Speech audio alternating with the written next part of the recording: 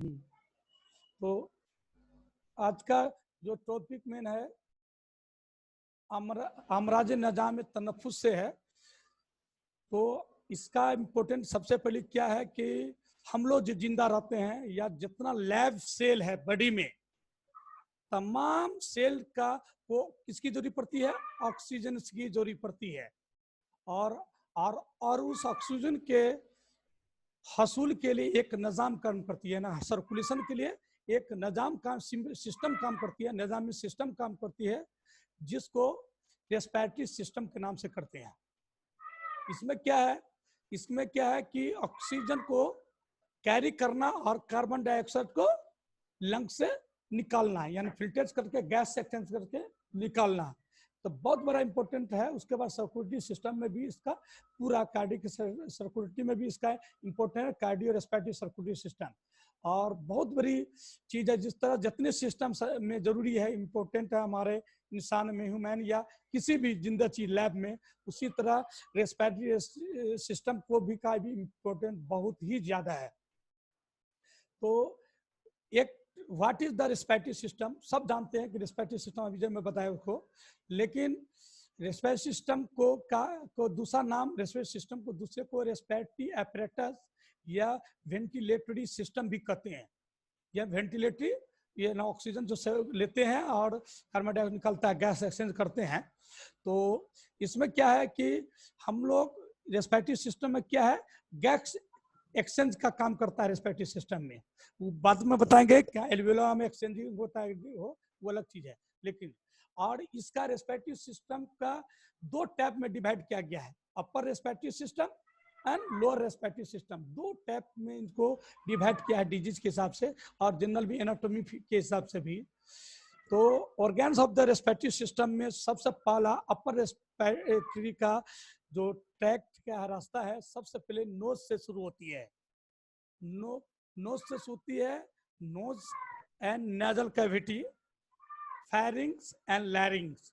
इसको upper respiratory tract में include किया गया है। और लोअर रेस्पिरेटरी ट्रैक्ट में ट्रैकिया, टू ब्रोंकी, दोनों तरफ से ब्रोंकी, ब्रोंक्यूल्स, छोटे छोटे आर्टरी ब्रोंक्यूल्स लंग्स में, एंड टू लंग्स। इसको लोअर में क्या गया, लोअर रेस्पिरेटरी में इंक्लूड किया गया है। दो तरह से इसको करते हैं, डिवाइड करते हैं। तो सबसे पहले जो है कि नोज एंड नजल कैविटी क्या है और उसका पोजनिस स्ट्रक्चर हल्का सा मैं ब्रीफ नहीं करता हूँ, हल्का सा मैं बताना चाह रहा हूँ, इसका हल्का सा है। तो main route of air entry का जो भी है, पहले नोज है, two cavity divided by the septum. ये नोज का दो नोस्ट्रिल जो है, दो डॉल नोस्ट्रिल है, जिसको कहते हैं नोस्ट्रिल। दो नोस्ट्रिल होता है, दोनों के बीच में एक सेप्टम वाल है जिसको डिवाइड करते हैं। Entirely consist of the hyaline cartilage. Entirely the roof is the formed by ethmoid, ये दो है बोन। तो ये जो रूफ ही बनावट जो है ethmoid बोन से ये रूफ उसका छत का घेराव किया गया है। The floor is the formed by the roof of the mouth। ये पूरा ढांचा के तैयार सामने में क्या है, फॉर्मेड एक माउथ है। और medial formed bye the septum, ये फिर से मीडियल टाइप में इसको मीडियल वन में सेप्टम से डिवाइड किया है। राइट को और लेफ्ट को इसको एक डिवाइड भी कर सकते हैं सेप्टम में। The lateral formed by the maxillary. तो मैग्जिलरी साइनोसाइटिस होता है साइनस का, मैग्जिलरी एरिया ही है, दोनों तो लेफ्ट बायलेटरली होगा।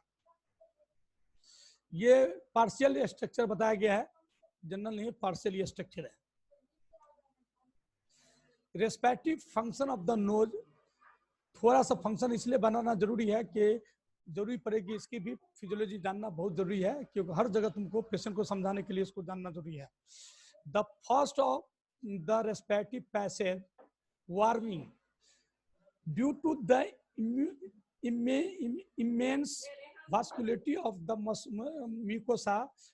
नजल के अंदर म्यूकोसा होता है, इसमें इतना वेसल्स का इतना कंजेशन रहता है, ज्यादा रहता है, जिसके कारण हमारे बॉडी में जो भी जैसे ठंडा जा रहा है, एयर जा रहा है, हर चीज कर रहा है, तो उसको भी रोकआउट करता है और बॉडी को वर्म रखता है, क्योंकि वेसल्स का वहाँ जाल बिछा हुआ अंदर में, म्यूकस सेक्रेशन है, म्यूकोसा, और उसके अंदर वेसल का जाल बैठा है, यानी इतना कंजेशन है जो जनरली ठंडा बॉडी होने नहीं देता है। filtering and cleaning. This occur due to the hair which trap larger particles. इसके अंदर हेयर पार्टिकल, हेयर होती है दोनों नोस्ट्रिल के अंदर, जो हेयर होती है उसका काम क्या करता है, लार्ज पार्टिकल्स जो गंदे है, डस्ट पोलन है, उसको अंदर नहीं जाता, वही बाल रोक लेते हैं। छोटे छोटे कुछ तो चले जाते हैं, इनहेल कर लेते हैं, जैसे कि कोई जूट मिल में काम कर रहा है, कोई फैक्ट्री में काम कर रहा है केमिकल में, इनहेल करते वक्त करते हैं तो कॉमन ब्रोंकाइटिस हो जाता है, ब्रोंकियल अस्थमा हो जाता है, एलर्जी राइनाइटिस हो जाएगा सबसे पहले। तो उसको बचाने के लिए ये जो हेयर का इम्पोर्टेंट बहुत ही जरूरी है। बायलेटरल नोस्ट्रिल के अंदर हेयर का इम्पोर्टेंट वो प्रिवेंट करता है कोई डस्ट पोलन को करने के लिए। तीसरी बात, humidification, as air travels over the moist mucosa it becomes as saturated with the water vapour.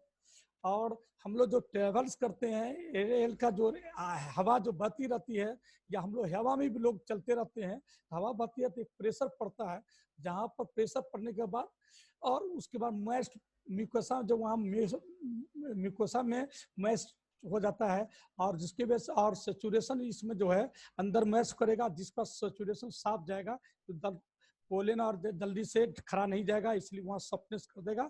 और वाटर वेपोरेशन जहाँ हो जाता है वहाँ नोज पर कंजेशन की वजह से, जिसकी वजह से कोई जल्दी डैक इंटर नहीं करेगा, डैक न ठंडी जाएगी न गर्मी जाएगी।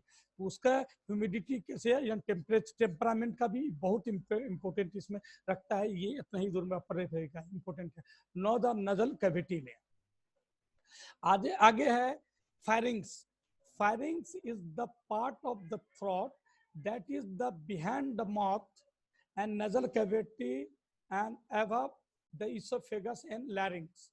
तो फायरिंग्स है, फायरिंजाइटिस क्लियर, मुंह ओपन करोगे तो फायरिंग्स दिखाई देगा, फायरिंजाइटिस हो जाता कोई भी, क्योंकि कोई भी हम लोग इनहेल करते हैं तो सबसे पहले नोज से नजल फायरिंग्स में आने के बाद जो मोट की थ्रोट का जो रास्ता ओपन होता है, जो क्लियर जो ओरली हम लोग लेते हैं, वह भी जाकर फायरिंग्स से टकरा कर जाता है, तो वह क्लियर या ठंडा ही पानी हम लोग पिए ओरली तो फायरिंग्स में जाता है, कॉमन अटैक पहले करता है। इसलिए कोई भी बैक्टीरिया का जो होता है नजल के बाद ओरली जो भी मुंह से जाएगा तो वह फायरिंग्स में टकराएगा, इसके कारण कॉमन फायरिंजाइटिस कॉमन हो जाता है।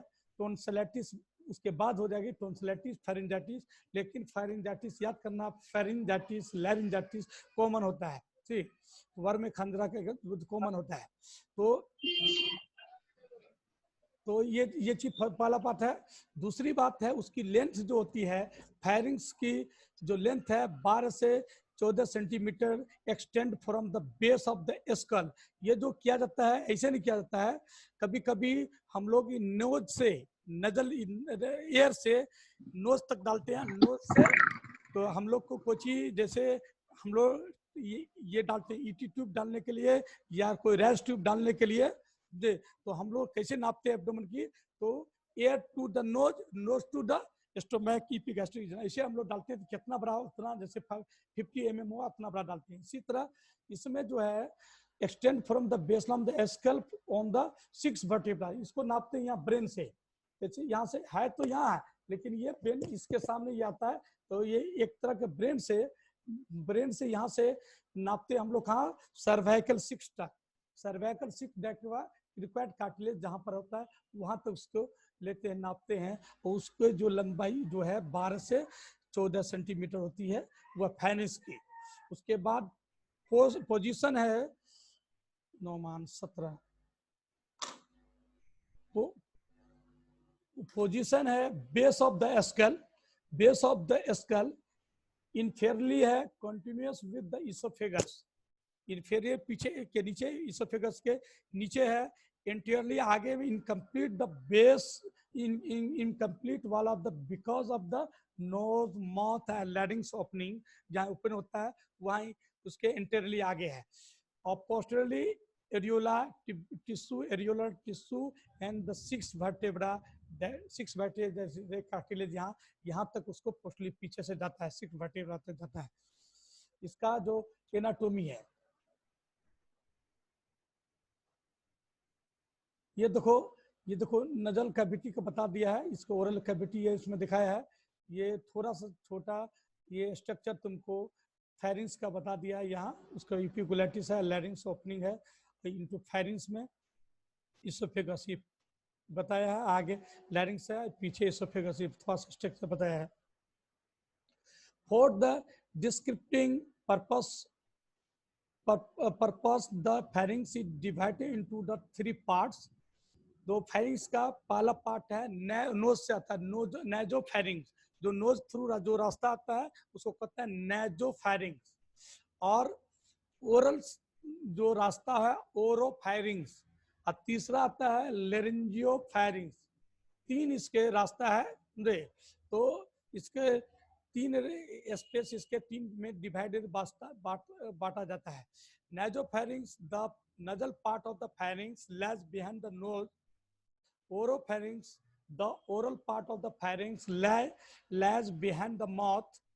The laryngopharynx, the laryngeal part of the pharynx extend from the oropharynx। से सामने से एक दूसरे से एक्सटेंड सामने जुड़ा रहा है सीधा।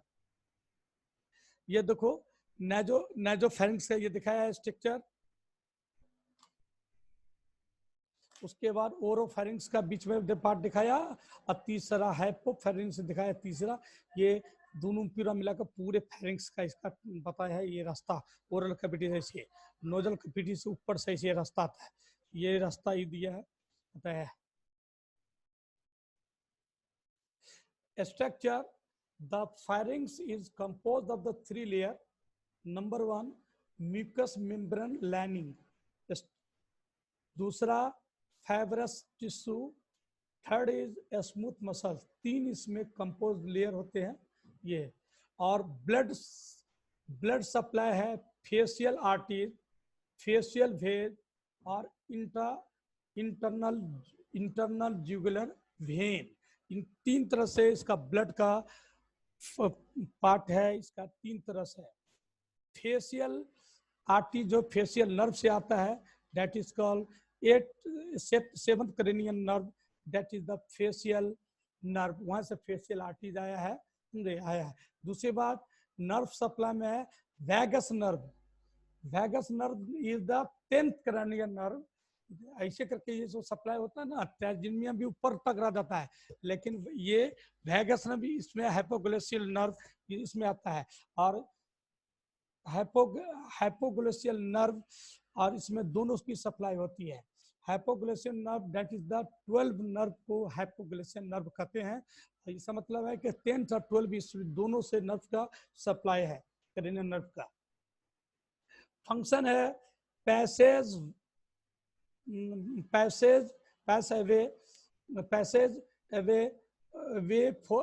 For air and food. ये तो पैसेज एयर और फूड दोनों का है, क्योंकि ओरल से ओरल फेरिंक्स खुला और एयर का नासोफैरिंक्स खुला, इसलिए दोनों का रास्ता है। वार्मिंग द ह्यूमिडिटी, इससे पहले जिस तरह इसमें भी क्या है, इसमें भी वार्मिंग ह्यूमिडिटी दोनों कंट्रोल करता है। और डेयर द टेस्ट, इसमें तीसरा है test, that is the olfactory nerve ending. इसमें एंडिंग, इसका एंडिंग जो है ऑल्फैक्टरी 12 क्रेनियल नर्व का पहला नर्व है ऑल्फैक्टरी नर्व। ये क्या स्मेल टेस्ट का, स्मेल टेस्टिंग इस सब का पूरा इसमें बड है इसमें, तो ये पता चल जाएगा नर्व एंडिंग से कि कैसा टेस्ट है, क्या सब पता चलेगा। दूसरी बात the auditory tube extending from the nasopharynx to the each middle. इसमें ऑडिटरी ट्यूब भी इसमें जुड़ा हुआ है नासोफैरिंक्स में। उसके बाद protection, the lymphatic tissue of the pharyngeal tonsils produce antibodies. और इसमें लिम्फेटिक टिश्यू जुड़ा हुआ है और इसमें बहुत से एंटीबॉडीज का प्रोड्यूस भी होता है यहाँ से, टॉन्सिल से जो सिक्रेशन होता है फेरेंजियल टॉन्सिल से। Speech act a resonating the chamber of the sound ascending मन ऊपर, ascending from the larynx speech का। उसके बाद लैरिंग्स का पोजीशन है द लैरिंग्स और वैक्स बॉक्स। लैरिंग्स को क्या कहेंगे, voice box extend from the root of the tongue. It lies in the front of the laryngopharynx at the level of the 3rd, 4th, 5th and 6th vertebra, cervical vertebra। इसका जो जुड़ा हुआ है 3, 4, 5 and 6 cervical vertebra से ये जुड़ा हुआ है।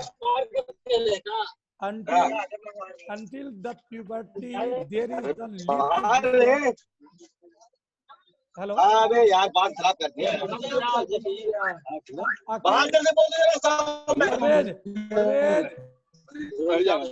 Parvez Parvez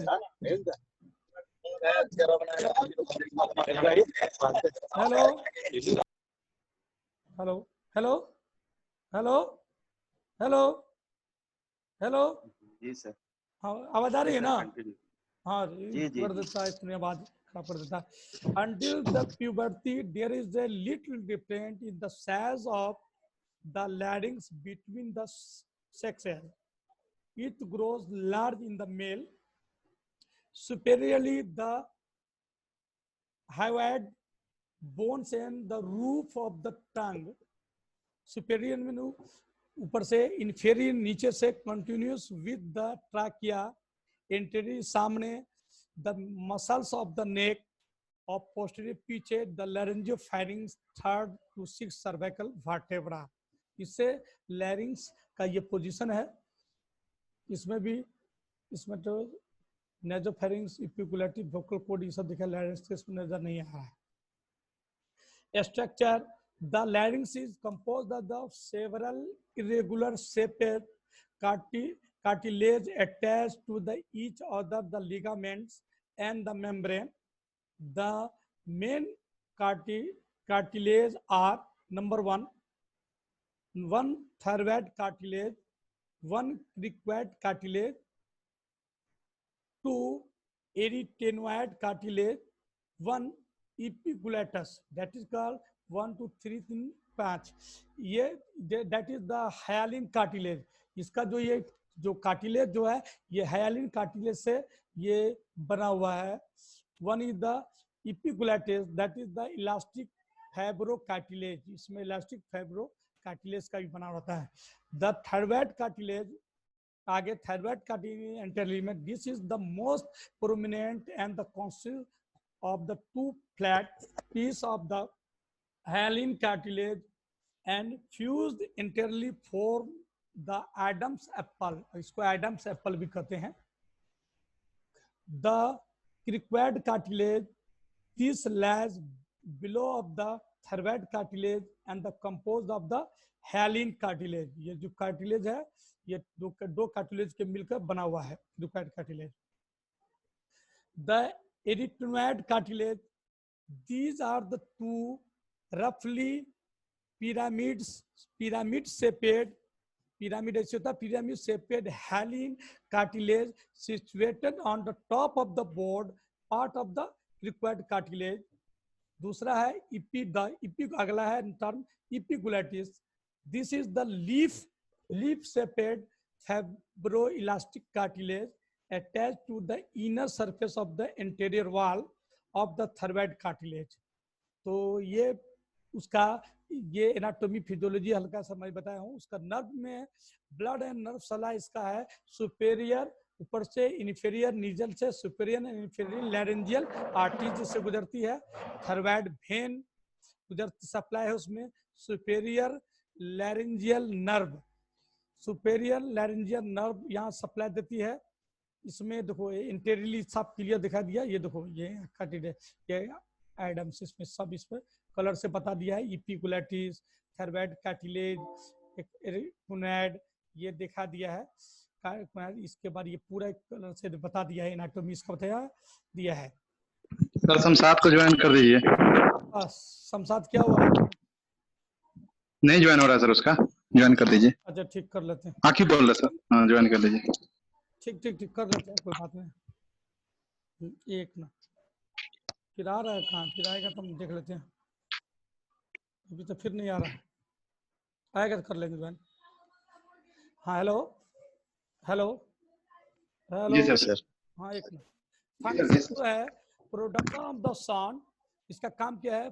production of the sound, speech, protection of the lower respiratory tract, यानी उसको lower tract, epiglottis lower respiratory tract पे भी करता ही है। रेस्पिरेटरी ट्रैक्ट को प्रोटेक्ट करता है। During the swallowing the larynx move upward and the hinged epiglottis close over the लैरिंग्स।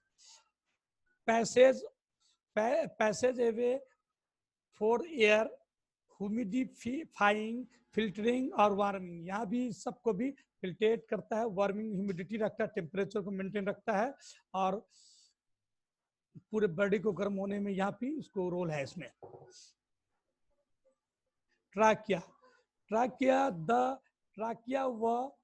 or windpipe is the continuation of the larynx and the extends downward to the about the level of T5 thoracic 5, where it divides into right and left primary bronchioles. इसमें दो यहीं से trachea ही से दोनों bronchi का division होता है, right and left का।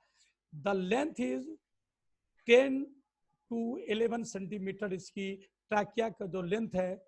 रिलेशन है superiorly the larynx, inferiorly the right and left bronchioles, interior upper part the thyroid gland, lower part of the arch of the heart का arch of aorta, the sternum, और posteriorly पीछे of the esophagus, laterally the lungs।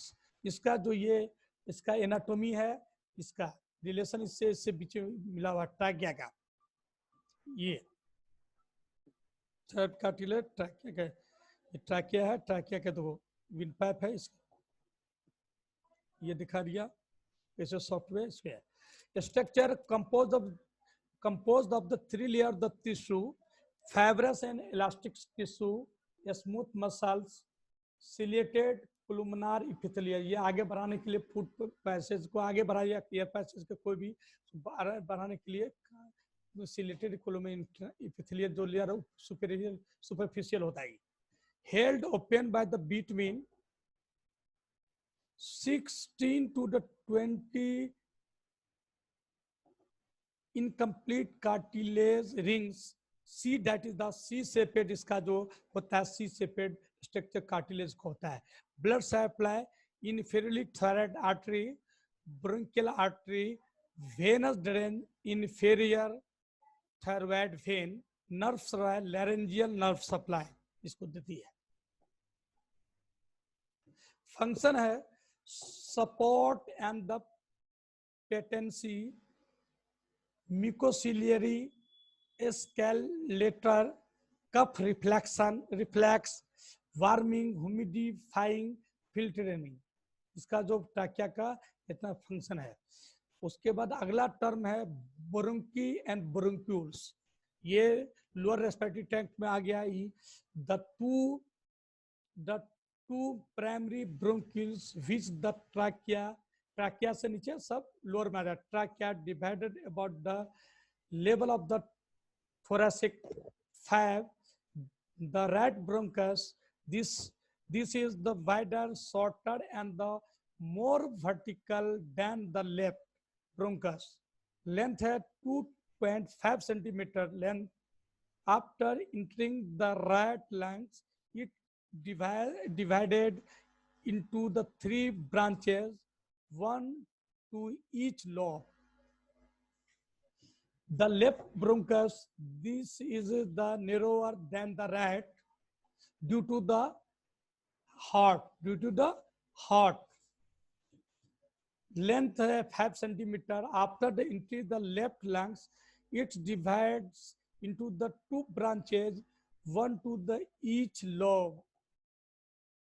इसमें right में 1, 2 and 3 दिखाई दिया है देखो, और लेफ्ट में 1 और 2 दिखाया गया है। ये दिखाया गया बीच में इसका जो है इस स्पेस में कार्डिक फ्रेंगिंग एंगल होता है, कार्डिक फ्रेंगिंग एंगल होता है, और इसलिए इस कार्डिक फ्रेंगिंग के वजह से इसमें स्पेस इसमें लेफ्ट साइड ज़्यादा नहीं होता है, कम होता है राइट साइड से। इसलिए कोई भी इन्फेक्शन भी ज़्यादा पहले राइट साइड होती है और लेफ्ट साइड नैरो की वजह से कम होती है। चाहे ट्यूबरकुलोसिस हो, निमोनिया हो, जो भी हो, पहले left right side main common होती है। Structure the bronchi are the composed of the same tissue as the trachea are lined with the ciliated columnar epithelium. Division of the bronchi का number 1 bronchi का दोनों तरफ bronchi है, bronchi के बाद अगला term bronchioles, terminal bronchioles, respiratory bronchioles, alveoli duct और alveoli, यानी ये 1 2 3 4 5 6 पॉइंट तक आगे जाती है ब्रोंक्यूल से डिवाइड होने के बाद। ब्रोंकी से ब्रोंक्यूल्स यानी छोटा, उससे छोटा आर्टिस ब्रोंक्यूल्स का जान, लंग्स का पैरेंकाइमल सेल, उसके बाद आगे टर्मिनल छोटा छोटा ब्रांचेज और ब्रोंक्यूल्स हो जाएगा। उसके बाद रेस्पिरेटरी ब्रोंक्यूल्स जो सांस लेने में नीचे तक जाएगा, हर लोब तक जाएगा। उसके बाद एल्वियोलाई डक्ट है, एल्वियोलाई जहां पर एक्सचेंज होता है gas exchange, carbon dioxide change into the oxygen, इसलिए यहाँ तक आती है। देखो ये बता दिया है, नॉर्मल ब्रोंक्यूल्स ये बता दिया, एंड एल्वियोलाई ये दिखा दिया। और pneumonia cause of the cause accumulation fluid in the alveoli, pneumonia में क्या था, fluid fill up in the alveoli. देखो ये फुल है, ये पार्शियली, इसमें पार्शियली थोड़ा थोड़ा इसमें फ्लूइड है। इसी तरह इसमें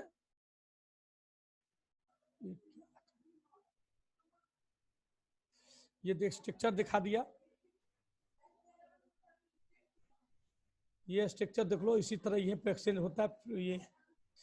उसके बाद ciliated columnar mucous membrane changes gradually to non ciliated cuboidal shaped cell into the distal bronchioles. The wider passages are the called conducting airway. Conducting airway bring air into the lungs, and there the walls are the too thick to the permit gas exchange.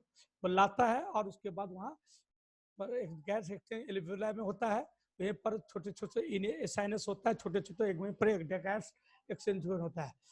Blood supply, bronchial arteries का blood supply है, venous drainage है, bronchial vein, nerve vagus nerve है, vagus nerve is the 10th cranial nerve, lungs में भी है, और lymphatic drainage and thoracic duct cavity में रहता है, डक्ट उसमें है। इसका इतना का सप्लाई है। फंक्शन है control of the air entry, warming and humidifying, support and patency, removal of the particulate matter और कफ रिफ्लेक्सिंग, ये इसका फंक्शन है। ये ट्रैकिया यहाँ तक हो गया ये चीज, एक मिनट। उसके बाद अगला है रेस्पिरेटरी ब्रोंक्यूल्स एंड एल्वियोलाई, क्या कि लास्ट ही बता देते हैं, फिर कल से सिस्टम पर शुरू हो जाएगा, तो इसलिए कभी 5 मिनट टाइम भी है तो कर भी देते हैं। Each lobule is supplied with air by a terminal bronchioles, which further subdivision into the respiratory bronchioles, alveolar duct, and large number of the alveoli, that is called air sacs. About 150 million alveoli in the adult lungs. कितना होते हैं? 150 million alveoli in the adult lungs, इसमें होता लगभग। In these structure that the process of the